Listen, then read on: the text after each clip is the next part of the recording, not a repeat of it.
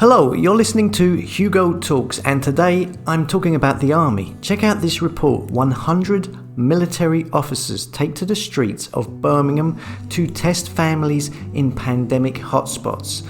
So we heard recently in Birmingham that families were being offered money to take tests. Over a period of 12 months or so, they got a letter through the door asking them if they wanted to do the test and how much they could get per test. And then we were told that in Birmingham, officials would be calling door to door to offer tests. And now they are getting the army in to do it. You what? RAF officers are out and about in Hall Green, Spark Hill and other hotspot areas offering doorstep testing for the pandemic in a bid to curb rising cases, it says here. The 100 military personnel have been drafted in to support Birmingham City Council's efforts. RAF personnel are now encouraging families in parts of Birmingham to get a test, even if they have no symptoms, contrary to the advice given everywhere else as testing labs struggle to keep up with demand. Hall Green resident Andy Reeve got offered and took a test yesterday. He has no symptoms, but thought it would be useful to be sure he was free of illness, particularly as his young daughter is at school locally.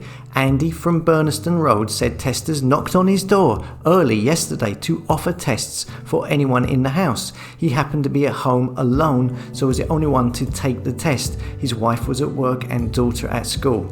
I mean, can you imagine it? Knock knock. On the door, a bunch of burly army people outside. We'd like to test you, sir. Stuff that for a laugh. Of course, the person interviewed for this article was compliant and did it for the right reasons for his family, so he says, and so forth. Of course, they didn't interview the people who didn't answer the door pretending they were not in, or those who refused it.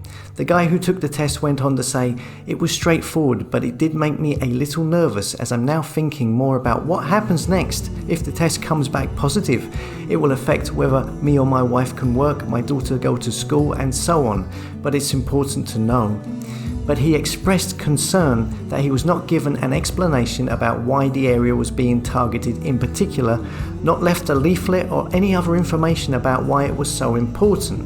I don't know. Birmingham City Council drafting in the Ministry of Defence. They didn't do that when the number of fatalities were really high, as opposed to now when they are really low. So why are they doing it now?